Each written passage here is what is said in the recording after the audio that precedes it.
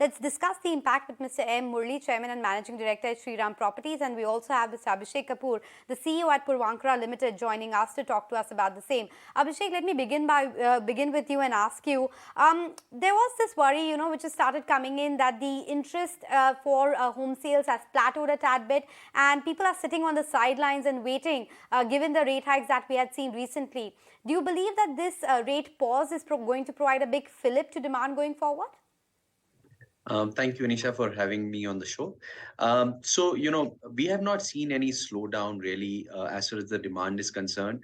The numbers have been continuing to grow as they have been in last few quarters. And, these are published numbers, and I'm sure you're hearing all the reports. And on the ground, what we see is there is no impact on the demand. Yes, there was a bit of a concern that should it increase the repo rate, there may have been some kind of a sentiment impact. But this has been good news for the sector. RBI has been extremely nimble, and the government has been extremely nimble in the response to the environment. I think one of the biggest concern was the exchange rate and what's happening in the West. Keeping that in mind and the Indian economy in mind, I think they've taken a fantastic decision of pausing and waiting and watching. And I think this is going to be very, very good for the industry. Right. I want to bring up this point that, despite the fact, despite the rising interest rate scenario, we did see the premium category or the big ticket sales really boom, during this period. And now with the rate pause, where does the demand stand there? And also tell us about the demand in the affordable housing category after the repo rate pause.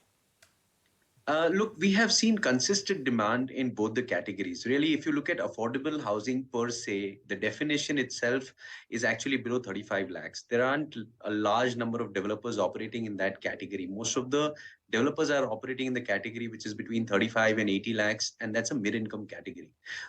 If you look at the demand at the ground level, there has been no impact. In fact, if you look at the consolidation that's been going on, the organized and structured listed players have taken a lot more market share in the process, and therefore you're seeing a skew in the growth of these players compared to others. But overall, I can clearly see that there is no impact on demand across luxury and mid segment at this point in time.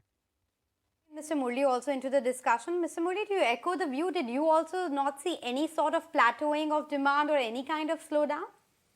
Absolutely. There has been a great demand for the last 2 years, and I expect this demand to continue for at least next 3 to 5 years' time. Government has been doing quite a lot of positive things.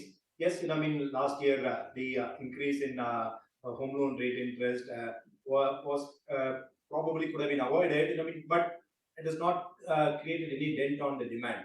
Demand continues to grow just because of the consolidation which has happened in the marketplace, as my colleague Abhishek said. So it's market has gone through a serious consolidation. Every micro market, there are only about 8 to 10 players today having a market share of over 90%. Whereas supply is growing further and further.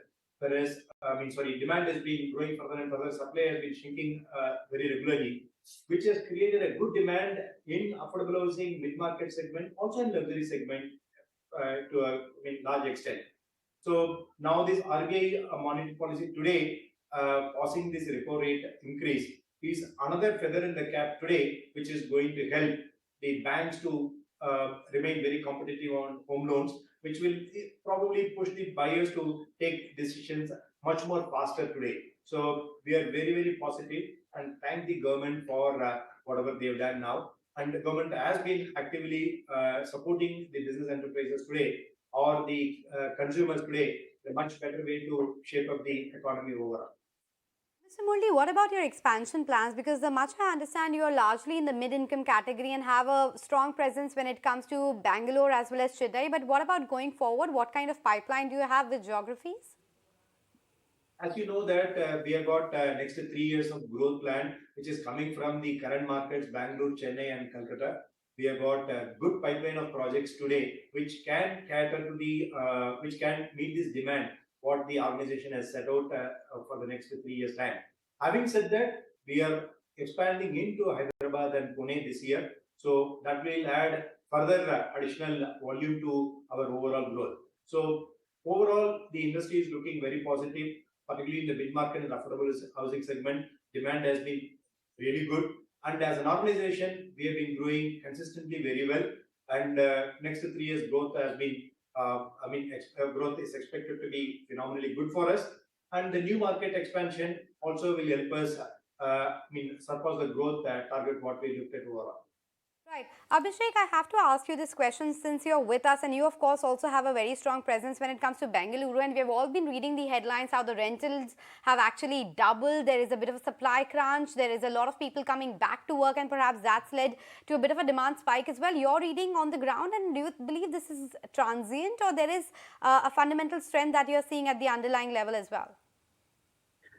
Look, I think one of the biggest thing that we need to look at is what's the supply overhang. If you look at the ready-to-move-in inventory, it's completely finished. There is no ready-to-move-in inventory available in the market. And whatever is available is under construction, and that supply is obviously not enough to meet the demand currently that's there in the market. Therefore, people who need to move in spaces or shift into move back into Bangalore or any of the other regions. We are present in 9 cities today. We are seeing rentals go up across all markets.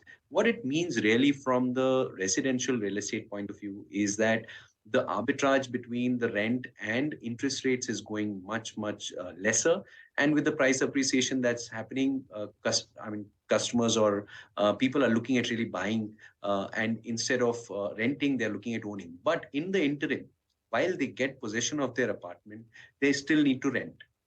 And hence, you will continue to see this demand supply gap where people are moving into rental properties and the rental prices are going up. And this is not just in Bangalore, this is cutting across all of the country.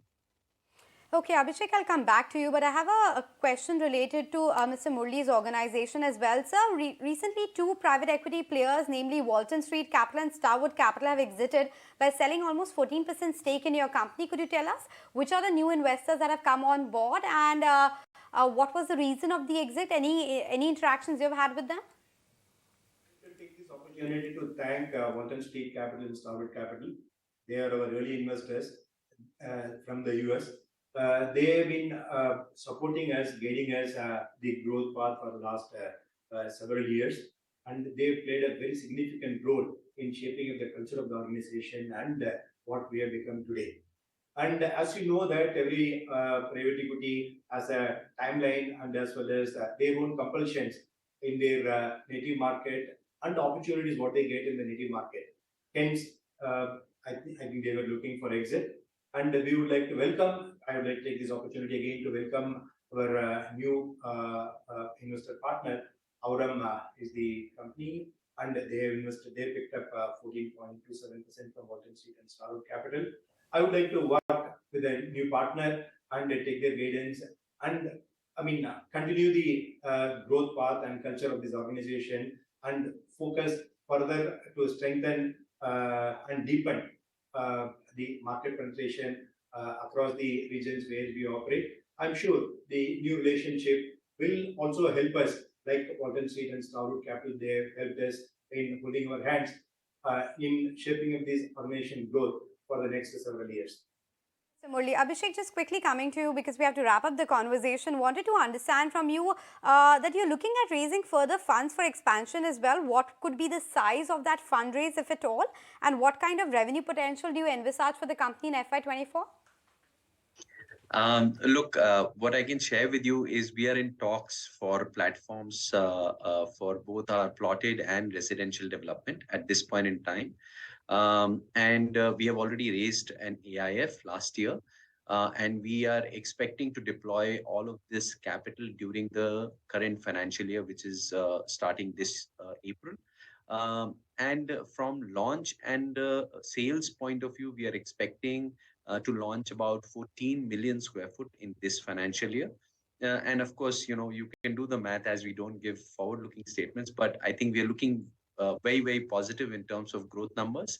And we believe that this year will be a inflection point for us as a business in terms of the scale that we try and achieve. So really looking forward to the current financial year. So just a word on the fundraise. Is it going to be via some stake sale at the company level, or is it going to be at the asset level? No, we are looking at platform transactions where we bring in our share of capital, and of course, we get somebody to participate with us, in terms of the platform. And then under the platform, we look at new acquisitions. Mr. Kapoor and Mr. Murali, thank you so much for joining us today. And with that, it's time for us to slip in a short break. Don't go anywhere. We'll be right back.